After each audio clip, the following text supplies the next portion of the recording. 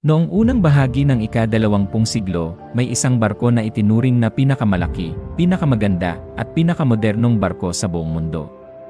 Marami ang naniwala na halos imposible itong lumubog. Tinawag itong barkong simbolo ng tagumpay ng tao laban sa kalikasan. Pero sa loob lamang ng isang malamig na gabi, ang barkong iyon ay naging isa sa pinakakilalang trahedya sa kasaysayan. Ito ang totoong kwento ng RMS Titanic, ang barkong nagdala ng pangarap, luho, at trahedya sa gitna ng karagatan. Handa na ba kayo? Simulan na natin!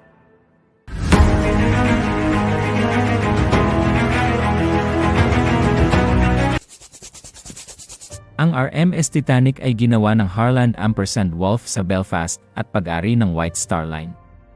Noong panahong iyon, ito ang pinakamalaking pampasaherong barko sa mundo. May marangyang hagdanan, mamahaling silid, swimming pool, at mga pasilidad na hindi pangkaraniwan noong panahon na iyon. Noong Abril 10, 1912,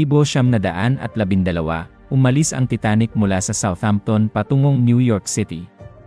Mahigit 2,000 tao ang sakay nito, mayayamang negosyante, ordinaryong manggagawa, pamilya, at mga taong nangangarap ng bagong buhay sa Amerika. Sa unang mga araw ng biyahe, maayos ang lahat.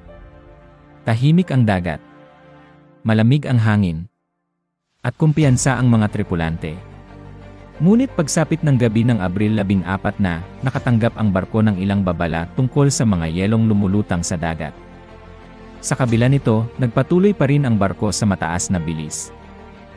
Bandang alas 11:40 ng gabi, nakita ng lookout ang isang napakalaking iceberg sa unahan. Mabilis silang nagbigay ng babala. Sinubukang iliko ang barko. Ngunit huli na ang lahat. Tumama ang kanang bahagi ng Titanic sa iceberg. Hindi malakas ang tunog ng banggaan kaya maraming pasahero ang hindi agad nag-alala. Pero sa ilalim ng barko, unti-unting pinapasok ng tubig ang maraming bahagi nito.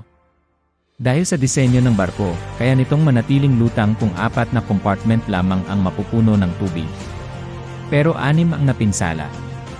Unti-unting naunawaan ng mga opisyal na lulubog ang barko. Nagsimula ang paglilikas. Ngunit kulang ang lifeboats para sa lahat.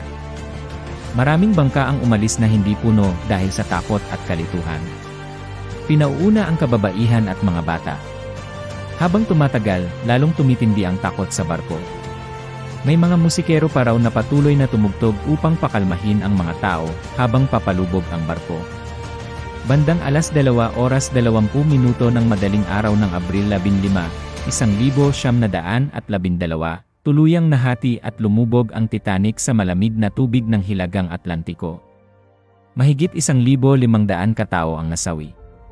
Ilan lamang ang nailigtas nang dumating ang RMS Carpathia matapos makatanggap ng distress signal.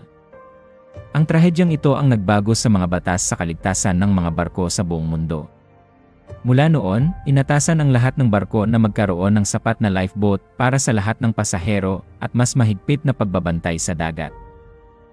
Ang Titanic ay hindi lang kwento ng isang barkong lumubog. Isa rin itong paalala na kahit gaano kalaki ang tiwala ng tao sa teknolohiya, may mga pagkakataong mas makapangyarihan pa rin ang kalikasan. Hanggang ngayon, nananatiling buhay ang kwento nito dahil sa mga aral, alaala, at mga buhay na nawala sa isang gabing hindi malilimutan. Kung gusto mo pa ng mga totoong kwentong may lalim at kasaysayan, i-like, i-share, at mag-subscribe para sa mga kwentong tulad nito. Muli, ako si General. At tandaan, ang bawat pangyayari sa nakaraan ay may kwentong dapat muling marinig.